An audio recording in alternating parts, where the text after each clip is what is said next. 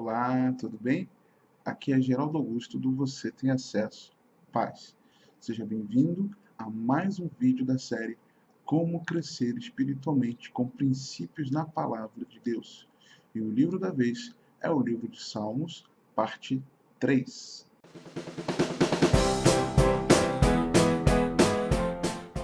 Bem, agora aqui na tela do computador, vamos aos fundamentos e ensinos.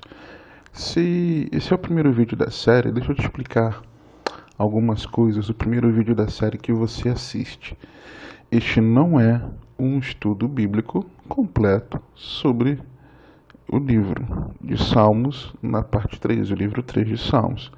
Na verdade, nessa série, nós estamos estudando verdades em ação, né? Ou seja, nós não estamos estudando teologicamente com pano de fundo, contexto histórico, simbolismos, nada disso.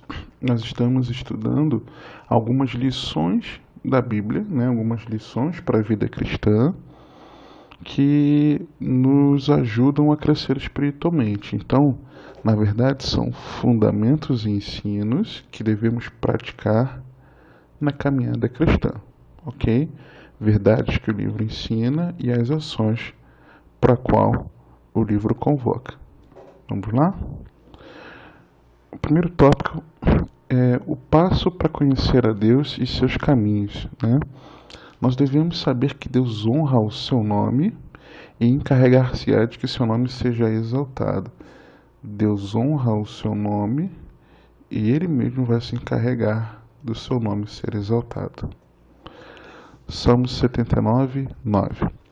Assiste-nos, ó Deus e Salvador nosso, pela glória do teu nome. Livra-nos e perdoa-nos os pecados por amor do teu nome. Então nós vemos aqui um salmista pedindo o apoio, o socorro de Deus como Salvador pela glória do nome e por amor do nome. Então compreenda que Deus salva e abençoa o seu povo por causa do seu nome. Isso é uma honra e não por causa das obras de justiça desse povo. Então, se você é abençoado por Deus, se você é cuidado por Deus, se Deus te salva, isso não é porque você fez algo bom para isso, né? Não é porque as suas atitudes foram atitudes que conduziram a isso. Na verdade, isso é algo pelo nome do Senhor, né? É algo pelo nome dele, porque o Senhor, ele declarou isso, né? E por ele realiza, não por nós. Segundo tópico, diretrizes para crescer em piedade. A piedade adota as preocupações de Deus com a viúva, o órfão, o estrangeiro, o pobre e o necessitado, porque esses estão em primeiro lugar em seu coração, como está o cuidado e o ensino de nossos filhos. A pessoa santa, ao invés de apelar para sua própria força, também recorre para Deus quando atribulada. Salmos 82, 3 a 4. Fazei justiça ao fraco e ao órfão, procedei retamente para com o aflito e desamparado. Socorrei o fraco e o necessitado, tirai-os das mãos dos ímpios. Então compreenda que Deus prioriza o serviço ao indigente, pobre e necessitado. Não fale em ajudá-los quando você tem poder para isso. E isso nos leva... O que acontece? Você ama Deus num relacionamento vertical, né? De baixo para cima, porque já foi demonstrado o amor dele por nós, né? De cima para baixo, mas é necessário também o nosso amor horizontal, que parte de mim e de você para o próximo. E quando eu alio o meu amor a Deus, né, vertical, ao meu amor ao próximo, horizontal, o que eu tenho? Eu tenho representada a figura da cruz. Então, por isso que é muito importante nós entendermos que Deus prioriza, né, aquele que está aflito, necessitado, desamparado. E nós, quando podemos fazer isso, quando temos poder para isso, nós não podemos falhar. Não podemos falhar. Infelizmente, nos dias de hoje, muitas pessoas veem algumas pessoas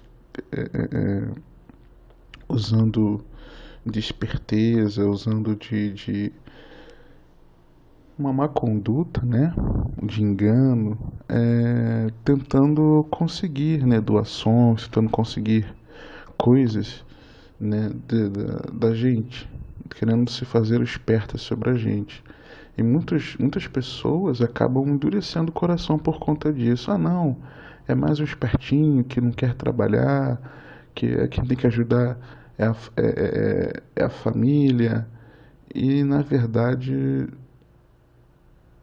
se nós podemos fazer, nós precisamos ajudar. Essa é a realidade. E se nós não fazemos isso, nós não estamos demonstrando o nosso amor ao próximo. E se nós não estamos demonstrando o nosso amor ao próximo, então isso mostra que nós também não amamos a Deus. Né? Isso é muito importante. Salmo 78, 3 a 6. Eu acho esse texto incrível. Vamos lá. Na verdade, de 3 a 8, né? Continua depois. O que ouvimos e aprendemos, o que nos contaram nossos pais, não o encobriremos a seus filhos. Contaremos à vindoura geração os louvores do Senhor e o seu poder, as maravilhas que fez. Então, tudo aquilo que nós ouvimos e aprendemos e que recebemos de nossos pais, né, foi passada da geração dele para nós. Nós não encobriremos aos filhos. Contaremos à vindoura geração os louvores do Senhor e o seu poder, as maravilhas que fez. Ele estabeleceu um testemunho em Jacó, instituiu uma lei em Israel e ordenou a nossos pais, que os transmitissem a seus filhos. Para quê? A fim de que a nova geração os conhecesse. Filhos que ainda hão de nascer se levantassem e por sua vez os referissem aos seus descendentes, para que pusessem em Deus a sua confiança e não se esquecessem dos feitos de Deus, mas lhe observassem os mandamentos, e que não fossem como os seus pais, geração obstinada e rebelde, geração de coração inconstante, cujo espírito não foi fiel a Deus. O que esse texto, na verdade, está nos mostrando, nos ensinando? Que nós precisamos viver a cultura de Deus, viver a cultura de Deus e precisamos transmiti-la. Precisamos transmiti-la. Então, eu vivo a cultura de Deus, eu tenho as atitudes cristãs, eu cresço espiritualmente, eu aprendo mais de Deus, eu conheço mais de Deus, tenho mais intimidade com Deus, eu tenho uma vida na presença de Deus, eu tenho uma vida que é exemplo para a sociedade, eu tenho uma vida que agrada o coração de Deus, eu tenho uma vida que diz não ao pecado, eu tenho uma vida de arrependimento, de quebrantamento, eu tenho uma vida de amor vertical e uma vida de amor horizontal. Então, eu passo a viver essa cultura de Deus. Passei a viver essa cultura de Deus, o que eu preciso fazer? Eu preciso transmitir a minha descendência. Então, nós precisamos transmitir essa cultura para os filhos. Precisamos fazer isso. Esse é o propósito da família, é a missão da família, viver a cultura de Deus e transmiti-la para os filhos. Para quê? Para que a sociedade possa ser influenciada por aqueles que vivem a cultura de Deus, vivem a cultura do reino de Deus. Isso é muito, muito, muito importante. Não fale em ensinar os seus filhos e em mostrar-lhes o caminho do Senhor. Detalhe, eu ensino e eu mostro, né? Ensinar é você falar. Você está ensinando, você está falando. Mas quando eu mostro, eu estou vivendo. Estou vivendo, viver e permitir ser visto.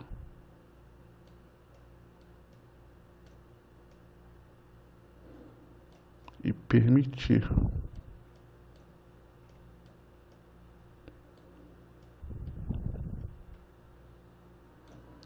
É viver e permitir ser visto.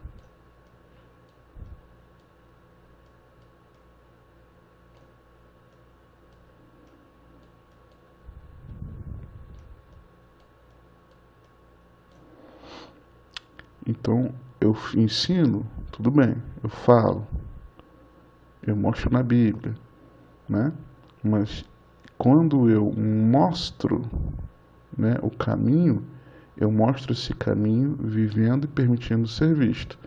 Então, quando nossos filhos nos veem meditando na palavra, quando nossos filhos nos veem usando uma palavra branda que desvia o furor, quando nossos filhos veem que nós sofremos o dano, mas não retribuímos o mal com o mal, é quando nossos filhos nos veem orando, é quando nossos filhos nos veem falando do amor de Deus para outras pessoas, é quando nossos filhos nos veem tendo atitudes de amor com o cônjuge, né, com a esposa, com o marido, quando nossos filhos veem que estamos tratando com cuidado, com amor a vida deles, quando nossos filhos nos veem responsáveis com os nossos compromissos, com as nossas obrigações, né?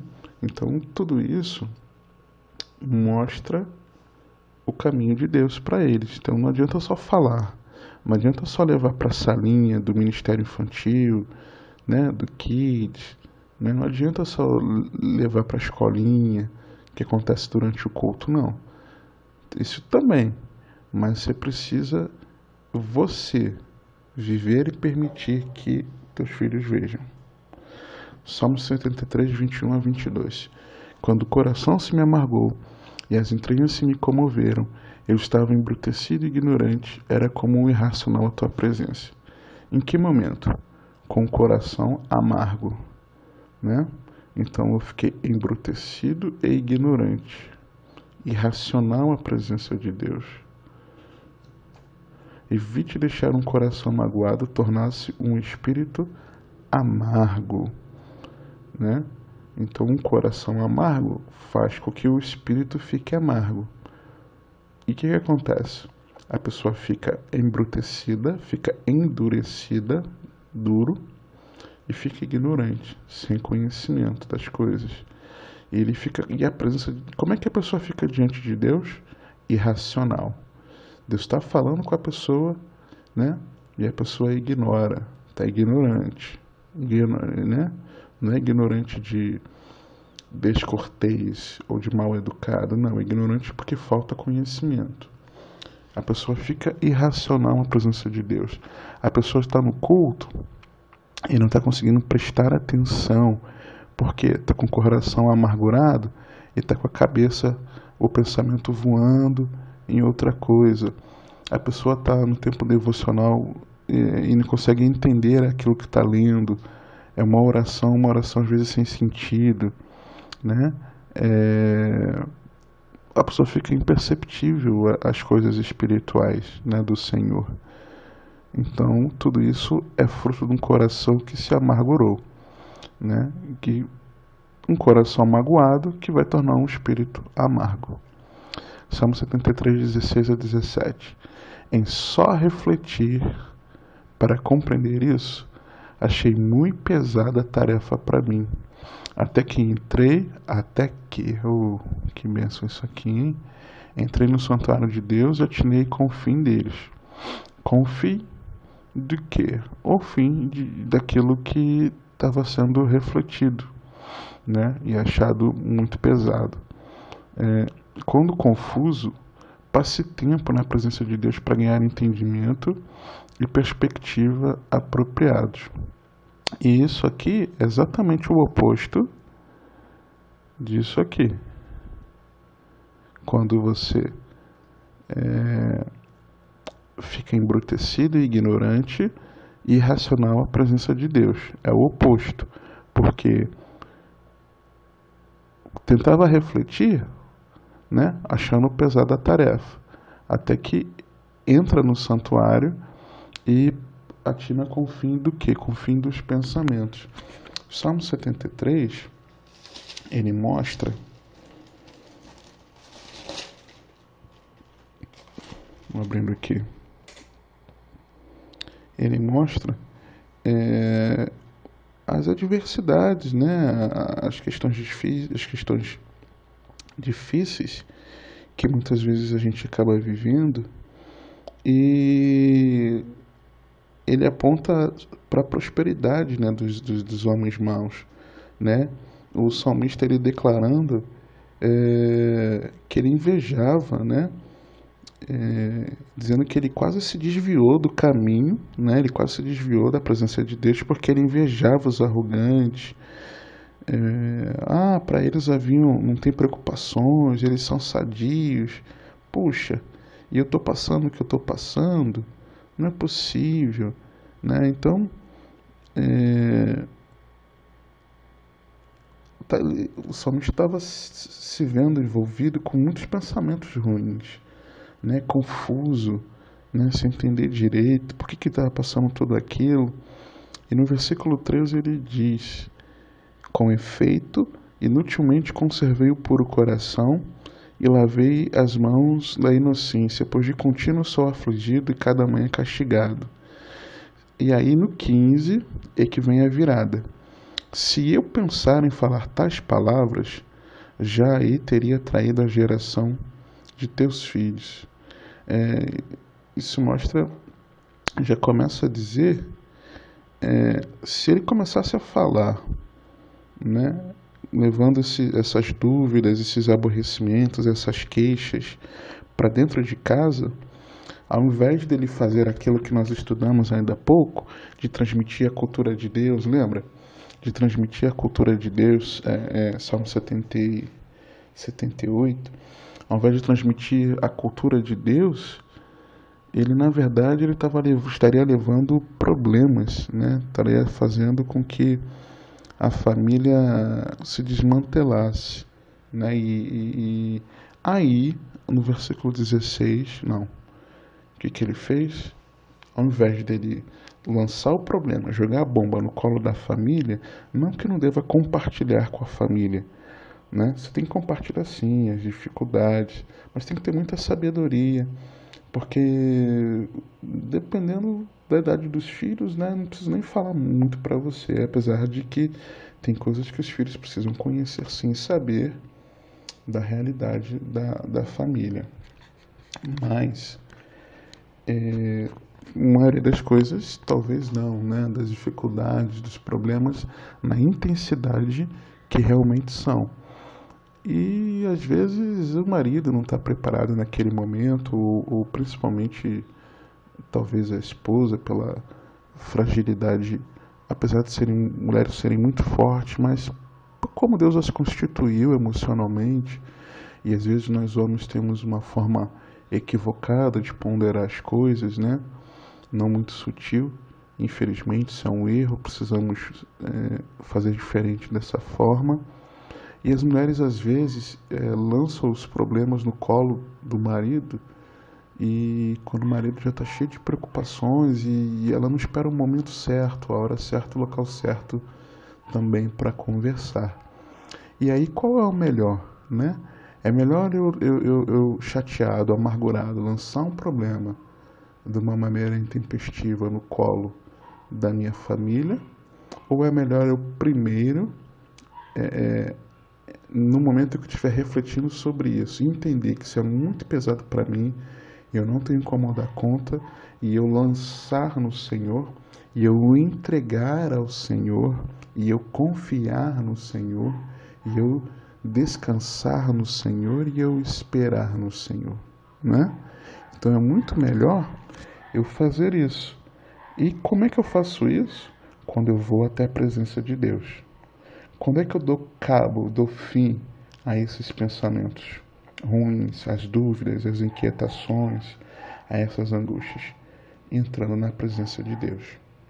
Se eu perguntar talvez para você, se você já viveu momentos de que estava assim, aflito, e você começou a adorar ao Senhor, começou a declarar palavras de amor, de gratidão, a declarar quem Deus é, né? E também louvando, declarando aquilo que Ele fez na sua vida, eu tenho certeza que você vai falar de alguns ou diversos momentos em que essa situação se reverteu, onde teu coração ficou leve, onde você ficou em paz, onde você acabou com esses maus pensamentos. Por quê? Porque o Senhor, Ele habita em meus louvores. Né? A adoração é um ambiente de Deus. Com a adoração você atrai a presença de Deus. Né? Talvez também no momento teu de meditação na palavra, de oração, de você ir ao culto, de você estar em comunhão com os irmãos. Então, quando você vai para as atitudes espirituais, você dá fim a esses maus pensamentos, a essas dúvidas, a essas inquietações. Amém? Então, quando confuso, vai para a presença de Deus. Passe tempo na presença de Deus. Terceiro tópico, são os passos para uma devoção dinâmica. Deus deseja que o nosso coração seja puro e completamente devotado a Ele. É preciso comprometimento para desenvolver essa devoção. Deve-se continuamente colocar Deus acima de tudo. Salmos 86, 11. Ensina-me, Senhor, o teu caminho e andarei na tua verdade. Dispõe-me o coração para só temer o teu nome. Né? A oração do salmista pedindo para que Deus o ensinasse o quê? O caminho dele, o caminho de Deus. Para quê? Aprendendo esse caminho, ele vai andar na verdade. De que maneira? De que maneira que Deus dispõe o coração para que ele temesse ao nome de Deus. Busca a Deus continuamente por um coração não dividido e pelo temor do Senhor. Salmo 76, 11. Fazei votos e pagai-os ao Senhor vosso Deus. Tragam presente todos os que rodeiam aquele que deve ser temido. Compreenda que os votos são meios aceitáveis e bíblicos para se fazer avanços espirituais em áreas difíceis. E aqui vai algo muito interessante. Nós não devemos fazer barganha, não devemos tentar comprar ao Senhor, mas eu penso que, biblicamente, né, nos textos que nós encontramos, eu penso que, na verdade, os votos são exatamente meios de avançarmos espiritualmente. São meios de nós avançarmos espiritualmente, por quê? Porque eles acabam mostrando para nós que é possível nós crermos, né? E ter a convicção de que o Senhor, Ele vai fazer, né? Isso talvez te leve, talvez me leve a ter uma postura mais firme, né, diante da promessa de Deus. Então, por exemplo, é claro que não deve ser um voto tolo, né? Não deve ser um voto de algo que você não vai conseguir fazer, nem de algo que com o objetivo de você ter algo em troca, mas na verdade como uma demonstração para você, como uma demonstração para o mundo espiritual de que você crê, né? De que você crê na palavra de Deus. Talvez seja algo nessa forma. Eu, por exemplo, não sou de fazer muitos votos, mas eu lembro um que eu fiz há alguns anos e durou cerca de 2 a quase 3 anos, que foi o seguinte: eu fiz um voto com Deus, né, um propósito com Deus, que era o seguinte: eu já com uma certa idade e certo tempo de casamento, eu não tinha dúvidas de que nós teríamos, né, nossa herança no Senhor, né, que teríamos a nossa descendência, que teríamos filhos. Eu tinha plena convicção disso. E o tempo ia passando, o tempo passando, e diversas situações acontecendo, entristecendo o nosso coração, tanto meu como da minha esposa, mas nós sempre confiando no Senhor, que nós teríamos como fruto do nosso amor a nossa herança, nossos filhos. E o que eu decidi fazer, né?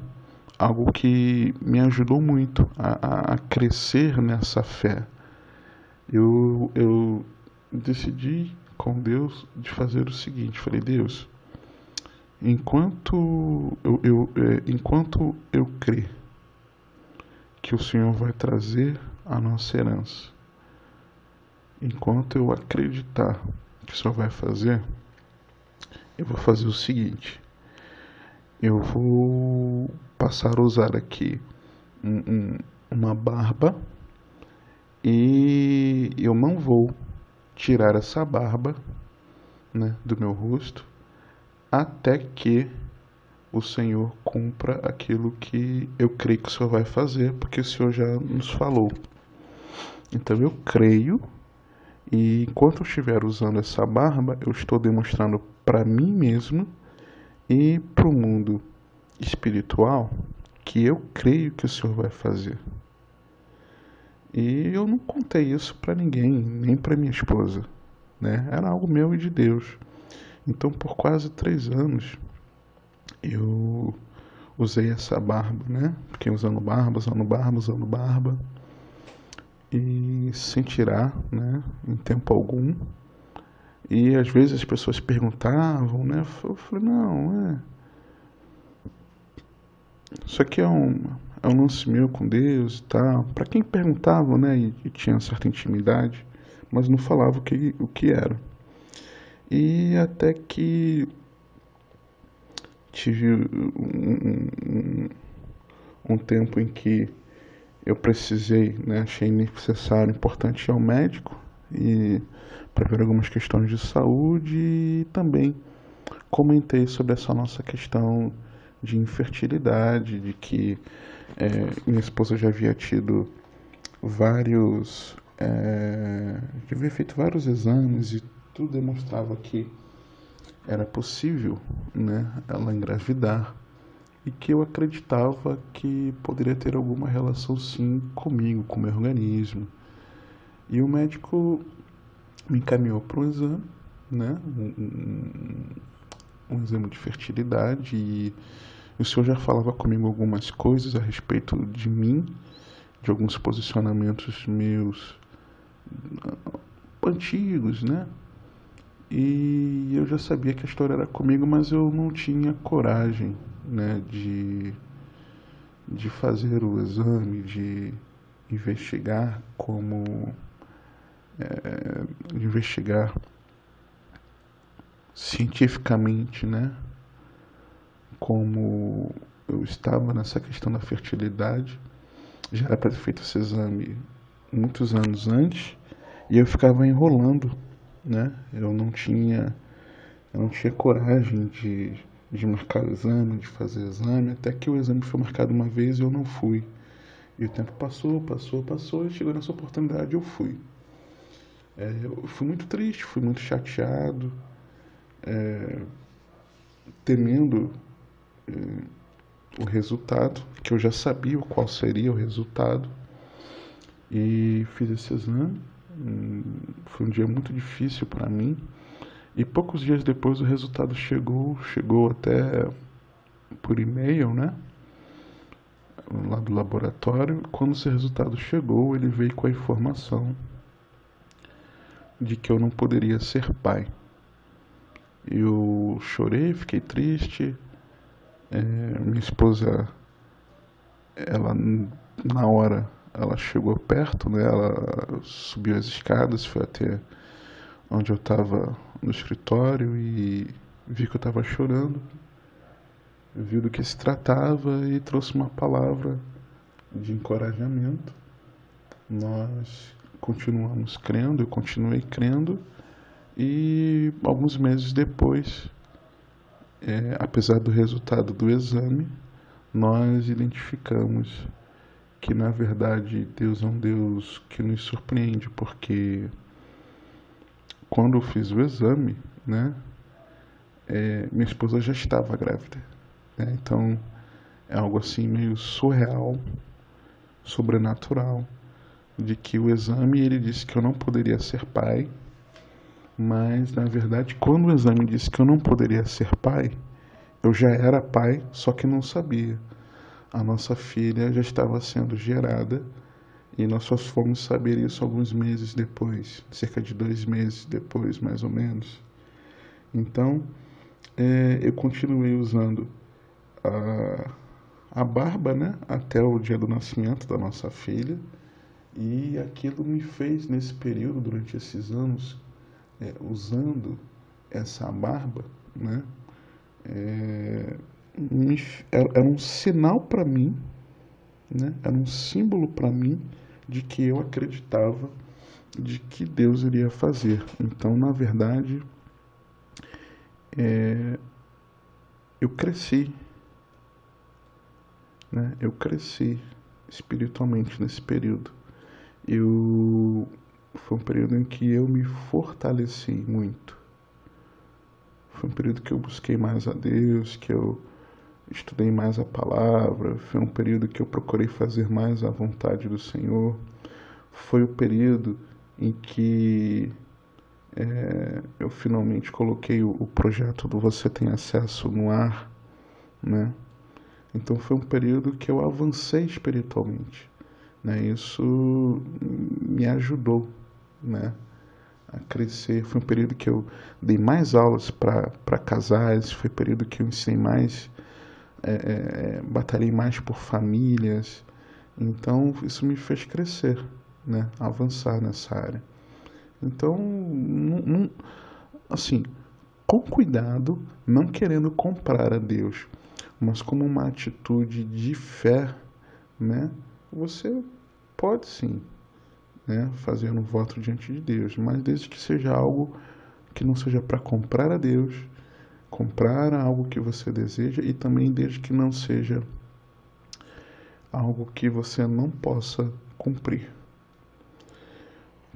Quarto, princípios para uma vida sábia. Crescer em sabedoria significa aprender a discernir os momentos, aplicando-se os princípios da palavra de Deus. E também significa rejeitar-se a procurar pela honra que apenas pode vir de Deus. Salmo 75, 6. Porque não é do Oriente, não é do Ocidente, nem do deserto que vem o auxílio. Então, não vem de um lado, não vem de outro, nem do deserto. Ele vem do Senhor. Deus é o juiz, a um abate, a outro exalta. Saiba que toda promoção ou exaltação vem do Senhor. Salmo 74, 9. Já não vemos os nossos símbolos, já não há profeta, nem entre nós quem saiba até quando. Compreenda que quando nós rejeitamos o caminho de Deus, a bênção e a direção do seu Espírito podem ser retiradas, deixando-nos em seca espiritual. É a pane seca espiritual. Davi, no Salmo 51, o que Davi ele pede? né? Davi confessa o seu pecado, reconhece a sua transgressão, confessa o seu pecado. E o que que ele pede a Deus? Você lembra? O que que Davi ele pede ao Senhor? Davi, ele declara assim. Ele declara assim: Cria em mim, ó Deus, um coração puro e renova dentro de mim um espírito inabalável. Não me repulses da tua presença, nem me retires o teu espírito. Então, quando nós rejeitamos o caminho de Deus, quando decidimos desobedecê-lo, estamos pecando. Então, a bênção de Deus e a direção do seu espírito podem ser retirados. Então, muito cuidado. Quinto, passo para desenvolver a humildade. A pessoa humilde, reconhecendo a necessidade de crescimento contínuo, nunca desenvolve um espírito de resistência ao ensino. Algo muito importante que nós precisamos ter é ter um coração ensinável. Nós erramos, nós não estamos sempre certos. Talvez muitas vezes estejamos errados e nós precisamos ter humildade para aprender, para sermos corrigidos. E Deus usa pessoas para isso, né? Certamente. Nossa liderança espiritual, nossos discipuladores, nossos pastores, nossos líderes ministeriais, nossos pais, nossos amigos, muitas vezes. Deus usa as pessoas nos ajudando, nos ensinando a crescermos, né? A melhorarmos. Salmos 84, 5. Bem-aventurado o homem cuja força está em ti, em cujo coração se encontram os caminhos aplanados, o qual, passando pelo vale árido, faz dele um manancial de bênçãos e cobre a primeira chuva. Então, bem-aventurado o homem que tem a força em quem? A força é em Deus e o coração dele existem caminhos aplanados. O que é um caminho aplanado? Digamos que você tem aqui um caminho cheio de altos e baixos, cheio de desníveis. É um caminho tortuoso. O que é um caminho aplanado? Um caminho aplanado é um caminho sem altos e baixos. Esse aqui é um caminho aplanado, esse aqui é um caminho tortuoso. Então, o homem que tem o coração com o caminho aplanado é que ele se permite aplanar o coração. É um coração que está assim, um caminho que está assim e que permite com que o seu coração e os seus caminhos fiquem assim. Ele é ensinável, né? Em que, passando pelo vale árido, faz dele um manancial. Faz dele um manancial. Passa pelo momento difícil, mas faz desse momento difícil um momento de aprendizado nesse manancial. De bênçãos, o cobre a primeira chuva. Qual é a primeira chuva? Existia aqui a primeira chuva e a segunda chuva. A primeira chuva é a chuva temporã. Primeira chuva é a chuva. Se você, no primeiro vídeo que você assiste, você já sabe que a minha letra acaba saindo muito assim, porque eu estou usando o mouse, né, para tentar escrever. A chuva temporã é a primeira chuva. E o que é essa primeira chuva? É a chuva que você planta, né, prepara ali a terra, você joga as... Opa, perdão. Você joga a semente, a sementinha está aqui, dentro da terra, e cai a chuva, temporã. E o que ela faz? Ela faz com que essa semente ela comece a germinar, né?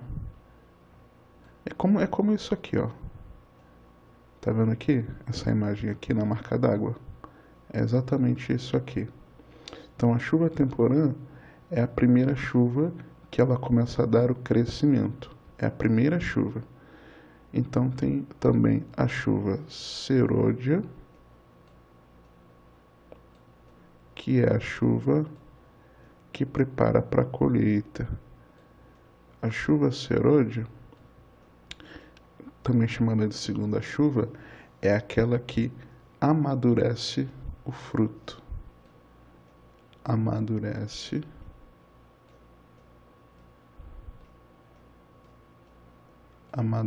o fruto. Então, quem tem a força no Senhor e tem o coração com caminhos aplanados, né, que foram corrigidos, é uma pessoa que é coberto por uma chuva que dá o crescimento, por uma chuva do primeiro momento. Então, é aquele que passa por um tempo de aprendizado, um tempo de ensino. Então, fixe seu coração na peregrinação. Humilhe-se e aceite que você nunca chegará lá. Isso é, nunca deixará de precisar aprender e crescer.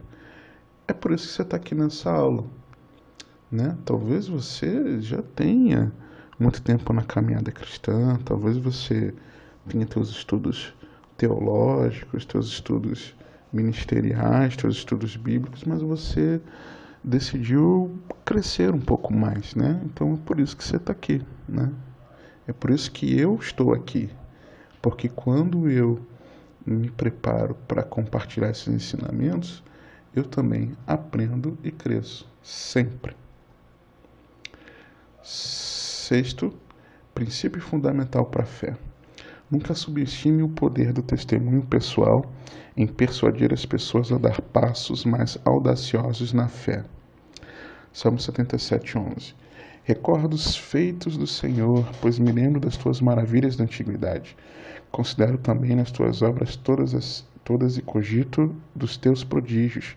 O teu caminho, ó Deus, é de santidade.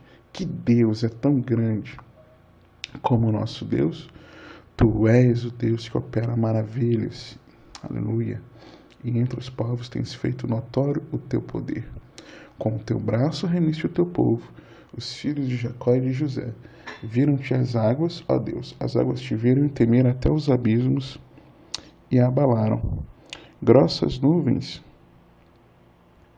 se desfizeram em água, houve trovões nos espaços, também as suas setas cruzaram de uma parte para outra. O ribombar do teu trovão ecoou na redondeza, os relâmpagos alumiaram o mundo, a terra se abalou e tremeu. Pelo mar foi o teu caminho, as tuas veredas pelas grandes águas, e não se descobrem os teus vestígios. O teu povo tu conduziste como rebanho, pelas mãos de Moisés e de Arão. Então pense sobre e testemunhe das poderosas obras de Deus entre o seu povo para encorajar e fortalecer este povo. Então é pensar e testemunhar. Aqui, ó. O salmista, ele recordou os feitos, se lembrou das maravilhas, considerou, ou seja, ele pensou. E ele pensou, e o que ele passa a fazer? Ele passa a partir daqui, ó, a testemunhar. Testemunhar. E testemunhar as poderosas obras de Deus no meio do seu povo. Amém? E aí, você foi edificado com esses ensinamentos? Olha, se você foi edificado, compartilha esse vídeo, compartilha no WhatsApp, no Facebook, compartilha no Google Plus, nas suas redes sociais, encaminhe por e-mail, mas compartilhe, porque assim você vai estar ajudando que essas verdades sejam colocadas em ação por outras pessoas mais. E assim elas também vão ser ajudadas a crescer espiritualmente. Tudo bem? Eu vou pedir que você agora preste muita atenção que eu quero te entregar alguns presentes. Sim, você vai receber, se você quiser, os slides dessa aula e também o guia de 3 passos simples, mas poderosos que vão te ajudar a aquecer a tua vida espiritual. Como é que você baixa esses presentes? Você pode clicar aqui, ó, tá vendo aqui em cima? Baixa os presentes, onde é que tá vendo? Baixa os presentes. Do outro lado, embaixo, tá aqui, ó, download dos presentes. Tá vendo essa setinha vermelha aqui? Deixa eu clicar aqui. Você pode baixar aqui também na descrição desse vídeo, aqui embaixo, e aqui na lateral também você pode baixar. Tá tudo bem? Vai aparecer aqui no final do vídeo, ok? Se você gostou, clique em gostei. Se não gostou, tudo bem, ponha no gostei. Mas quando você coloca que gostou, você vai estar nos ajudando a essas verdades chegarem a mais pessoas também. Por quê? Porque quando você faz isso, o YouTube entende que esse vídeo é relevante. E se ele entende que é um conteúdo relevante, ele passa a sugerir esse vídeo para outras mais pessoas. Então, interaja aí, tudo bem? Com alguma dúvida? Quer comentar alguma coisa a respeito desses ensinamentos? É só você comentar aqui embaixo. Ó. Se você comentar, eu vou ler seu comentário e vou te responder, tudo bem? Se inscreva também no canal. Quando você se inscreve no canal, ó, pode clicar aqui, você vai receber, clica na engrenagem e clique em receber notificações, porque assim que eu publicar novas aulas, novos vídeos, você vai receber imediatamente. Tudo bem? Que o Senhor te abençoe e te guarde, que Ele te conduza e governe a sua vida, que você